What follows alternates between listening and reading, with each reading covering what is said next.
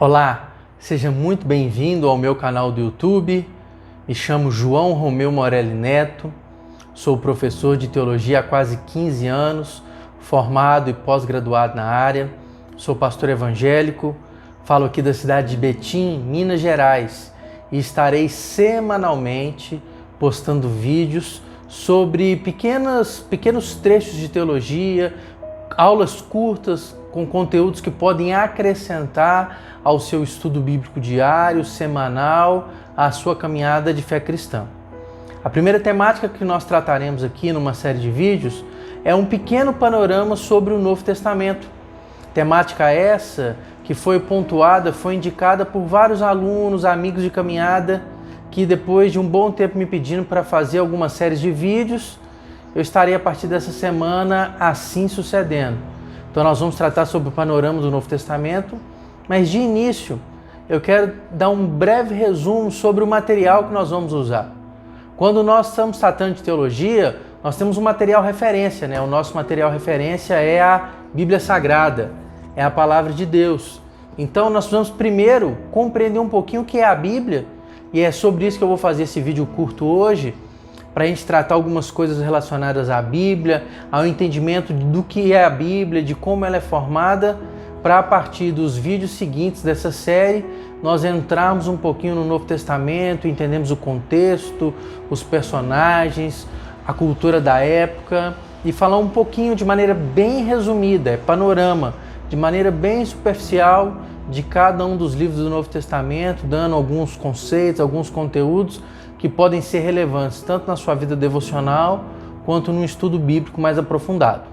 A Bíblia, ela é uma grande coletânea de livros, né? A própria palavra Bíblia significa muitos livros, coleção de livros, uma biblioteca, né? Onde na Bíblia cristã protestante nós encontramos 66 livros, divididos em dois grandes blocos, um bloco chamado de Velho ou Antigo Testamento e um segundo bloco chamado de Novo Testamento. Para você poder compreender um pouquinho o que é essa grande coletânea de livros, nós estamos falando aqui de textos que você tem num percorrer histórico de mais de 5.000 anos. Nós estamos falando aqui de mais de 40 autores diferentes. Estamos falando de textos que possuem, na sua originalidade, textos escritos na língua hebraica, textos escritos na língua aramaica, textos escritos na língua grega, grego antigo, grego popular, o grego koiné, e textos que ainda aparecem na língua latim, que era a língua do Império Romano daquele período histórico. Então, só por isso, nós vemos a complexidade que está embutida no texto bíblico. Nós estamos falando aqui de textos antigos, de mais de 40 pessoas diferentes que os escreveram. Nós estamos falando de textos de uma distância temporal muito grande. Pensa, nós estudamos um texto de um outro idioma escrito há 5.000 anos atrás, de outra cultura, de outro contexto, de outra realidade. E quando a gente pensa no texto bíblico, nós estamos falando de textos escritos em outros idiomas, que geram traduções. E nós sabemos que toda tradução tem a sua dificuldade do próprio ser, né? Uma língua levada para outro idioma, palavras que fazem sentido num idioma, que precisam ser contextualizadas em outra língua, além da distância temporal que gera toda essa dificuldade de interpretação de algumas passagens bíblicas. Então, por isso é importantíssimo o estudo de algumas cadeiras da teologia, os estudos de alguns conteúdos do contexto, do idioma, da cultura, para fazer esse livro ser melhor compreendido.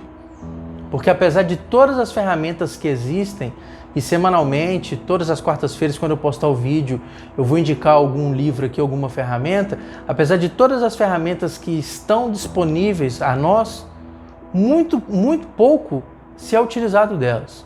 Poucas pessoas se utilizam das ferramentas existentes hoje para a melhor compreensão do texto bíblico. O Espírito Santo nos revela. Revela. Uma leitura e uma oração nos dá conteúdo bíblico? Sim. Mas quanto mais ferramentas nós utilizamos para tratar do estudo desse texto, melhor nós podemos compreender, ter entendimento do que é o texto. Falando especificamente do Novo Testamento, que é o texto que nós vamos trabalhar nessa série, nós estamos falando de textos que datam mais ou menos aí de quase 2000 anos atrás. Textos escritos na língua grega, que era a língua falada naquele período histórico. Fazendo uma comparação, é como se hoje você escrevesse um texto em inglês para poder alcançar o maior número possível de pessoas. Então você vai assim, mas Pastor João, você tem judeus, alguns incultos, pescadores, pouco letrados, escrevendo num idioma que não era seu? Isso mesmo. Então você tem textos que foram escritos por judeus na língua grega, porque a intenção era alcançar o maior número possível de pessoas.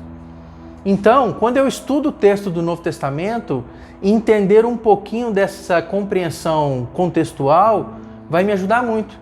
Então, o texto do Novo Testamento é uma tradução da língua grega, do grego popular, o grego vernacular, chamado grego koiné, para o português.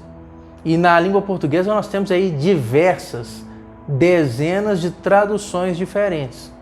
Aí você vai me perguntar assim, mas tudo bem, pastor, como é que é feito todo esse processo, né?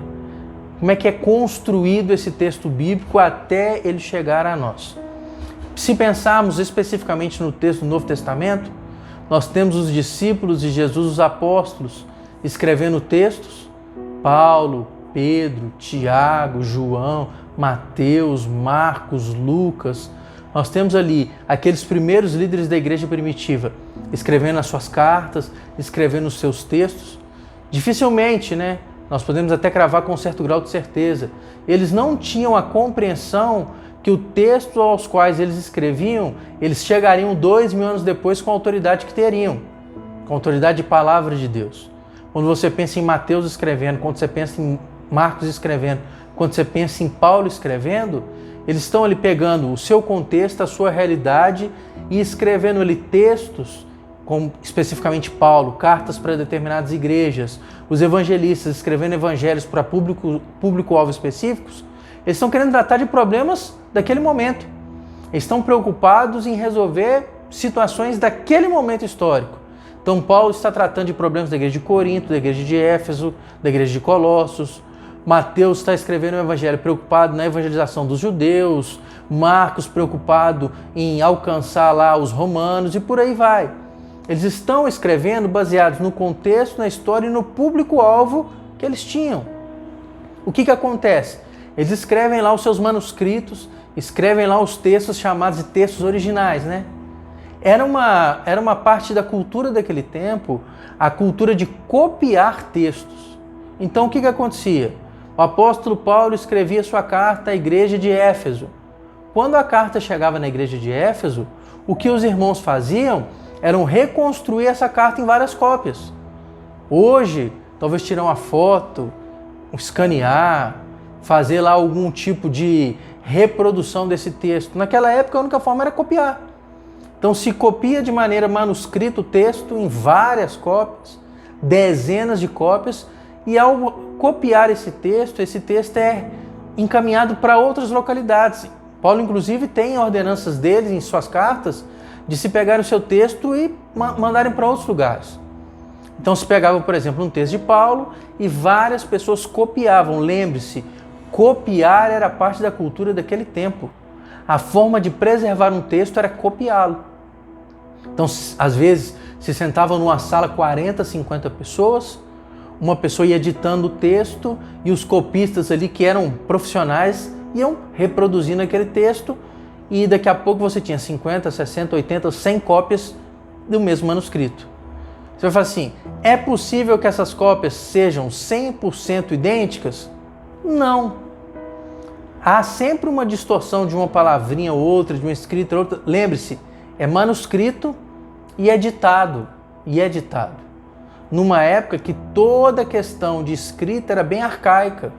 Nós estamos falando de um período cultural, de um período do Novo Testamento em que quase 90% da sociedade não sabia nem ler nem escrever. Lembre-se, ler e escrever era profissão.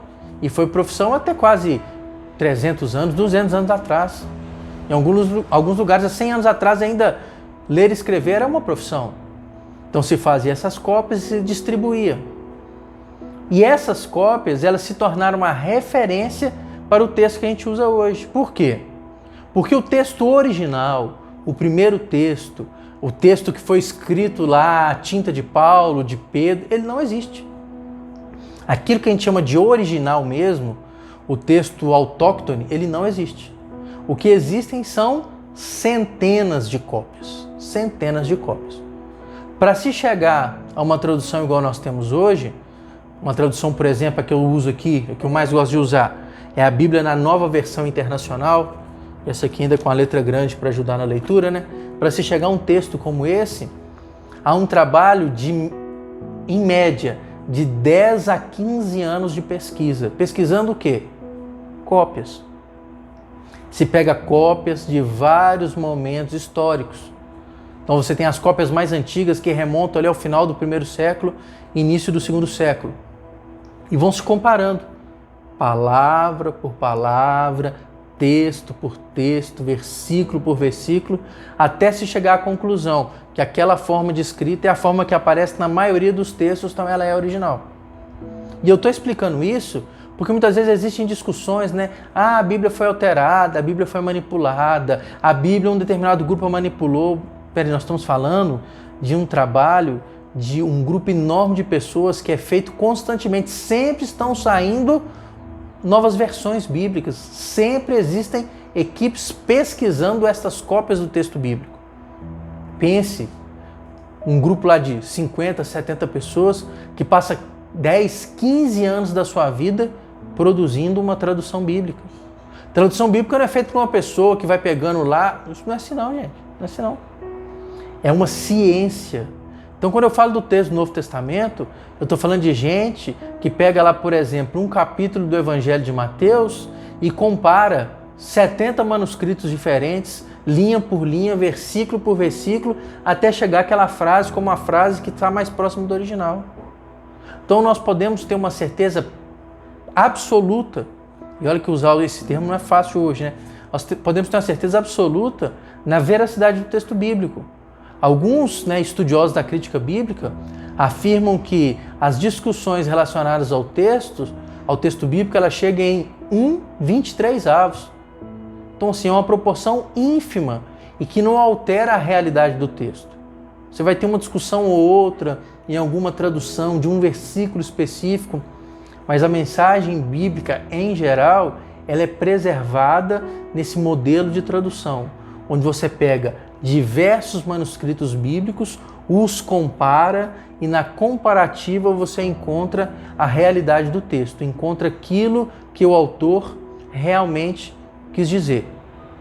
É interessante que quando se discute essa questão da originalidade do texto bíblico, algumas pessoas questionam, a Bíblia foi escrita por homens, mas é óbvio, se é para a linguagem humana, se é para falar para seres humanos, Deus se utilizaria de homens. Deus se utilizaria da linguagem humana. Para atingir o intelecto humano, Deus se utilizaria daquilo que o ser humano precisa, da linguagem, da comunicação. Ah, mas não existem os originais. Existem vários textos históricos. Você pode dar um Google aí e pesquise. Por exemplo, o grande filósofo Sócrates, ele não deixou uma linha escrita. Não tem um texto dele escrito. Nada, absolutamente nada.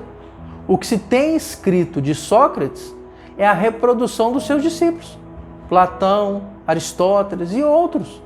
Mas não se discute a existência de Sócrates. Não se discute se aquilo que ele disse é verdade ou não. Está posto. Em vários momentos históricos, se lembre, escrita era algo raro e caro. Escrever era caro. Não é hoje, que você no seu celular escreve, no seu tablet escreve, pega lá com sua caneta digital, escreve no tablet e daqui a pouco aquilo vira o texto. Não é que você pode sair na esquina, compra um pacote de papel, uma caneta de R$1 e escreve. Não é caro. O material para escrita era caro, era raro. Então sempre foi comum no período bíblico a tradição oral de se falar. Mas num determinado momento, a fala passou a ser reproduzida para ser preservada e para alcançar o maior número de pessoas. Assim foram surgindo os textos, foram surgindo as cópias, para até que num determinado momento da história, e no caso da história do Novo Testamento, a partir do segundo século da Igreja, começar as discussões na igreja cristã sobre o que deveria ser considerado texto canônico, texto de referência para a fé cristã. E depois de várias discussões, as igrejas daquele período histórico encontraram uma lista de livros, que são os livros que nós temos como os livros do Novo Testamento. Os 4 evangelhos, o livro histórico de Atos, as cartas de Paulo, as cartas gerais, a carta de Hebreus, a carta de Tiago, as cartas de Pedro, as cartas de João, a carta de Judas e o livro de Apocalipse.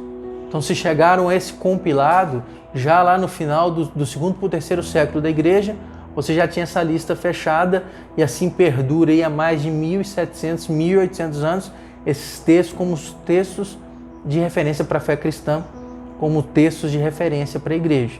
Então o que nós vamos estudar não é um texto qualquer. Nós vamos estudar o texto do Novo Testamento, um texto de uma língua antiga, traduzida para o português, traduções feitas com esmero, traduções feitas com cuidado, com pesquisa acurada. E hoje nós temos várias ferramentas para comprovar isso. Na próxima semana, no próximo vídeo, eu quero tratar do contexto do texto do Novo Testamento. Então aí nós vamos falar um pouquinho mais do idioma, vamos falar um pouquinho mais dos personagens, vamos falar um pouquinho mais da cultura daquela época. E eu quero, para encerrar esse vídeo, indicar um conteúdo aqui para vocês. Quero deixar para vocês essa indicação aqui, ó. Manual Bíblico da Sociedade Bíblica do Brasil. Você pode pesquisar na internet aí. É um texto muito bom, texto bem legal, cheio de gráficos, bem colorido. E o que esse texto trata? Ele faz uma introdução à Bíblia.